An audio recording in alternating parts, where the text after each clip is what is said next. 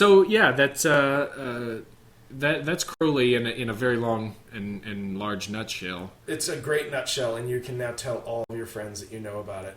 And like I said before, this is we really didn't delve specifically into many of the aspects of this dude's life and what he did and accomplished. Well, it's almost impossible because you almost have to do what we did here, is just establish the baseline, like, timeline of his life.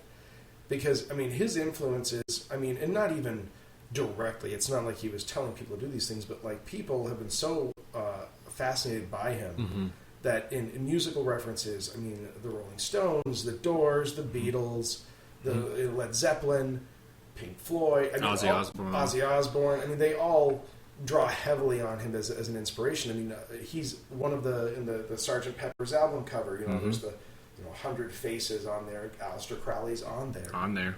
Top left hand corner if you're looking. His works of Thelema and getting the magical practice and things like that started, that has grown into modern day Wicca, and the occult and magic that are performed today grew out of a lot of these rituals and things that he came up with. It's important to point out that he, much like his buddy L. Ron, much less fiscally successful, but there are still Thelemic orders in the world. People still follow his path. That's not a thing that died out with him. So he's got something of a cult legacy there. There were two crazy facts that I wanted to throw out there. One of them was the story of when he was in New York and practicing his magic in his New York apartment. He apparently opened a portal and summoned this entity known as Lam, which he was able to communicate with, and he even drew a sketch of this. And if you Google this or just look it up on the interwebs at all, you'll see this picture.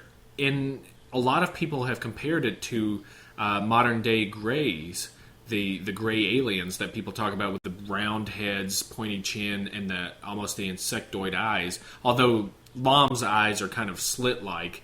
But this, he communicated with this creature, this entity, and there are all kinds of parallels being drawn today with, that's a gray alien that was communicated. It was interdimensional. It was all this stuff.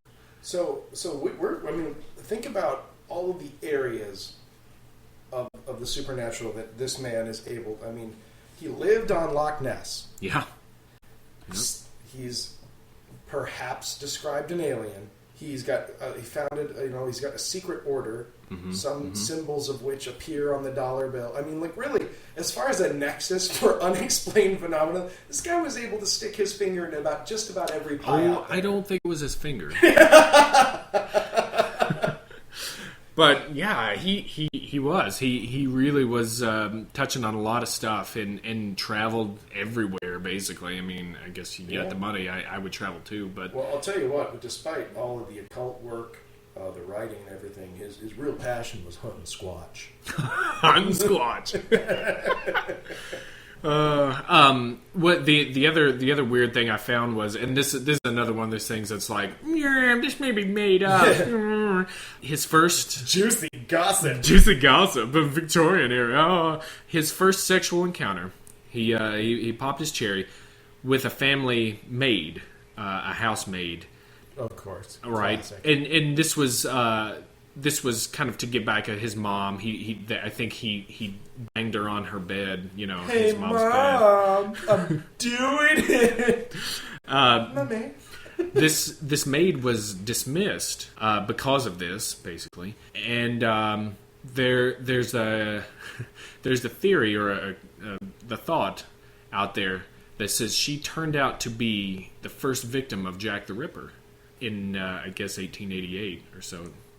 But I thought that's kind of a weird thing. It seems like every woman that he touches with his genitals either goes mad or gets killed or something. And I guess that's the moral. The moral of it is that for anyone listening who is in the child care profession or perhaps in hospitality, do not bang the child of your employer. That's true. There is a cautionary tale in that. That's true. not Especially do that. if his nickname is the Beast. Yeah, don't bang the Beast.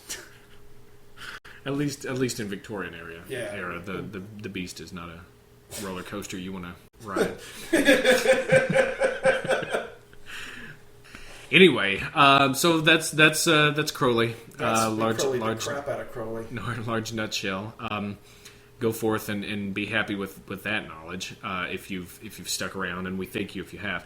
But we come to the portion of the podcast which we would like to institute this fun section. Yeah. So is it a palate cleanser? Palate cleanser, if you will.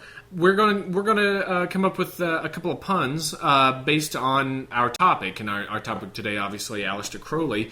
We're gonna come up with our top 2 puns. Businesses. Yeah, these are gonna be businesses that are based on Aleister Crowley and his life and works. So let's see here. Okay, so my first pun, my first business based on Aleister Crowley is a bakery called the Bake of the Law. Nice. Okay. All right. I've got a do-it-yourself beer store called Brew Without Wilt. Nice. Brew Without Wilt.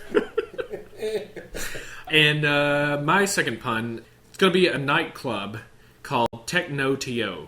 Oh, nice. Don't you want to dance at that place? Yeah, No TO. Techno OTO. No TO. You're going to have to work out the punctuation on that.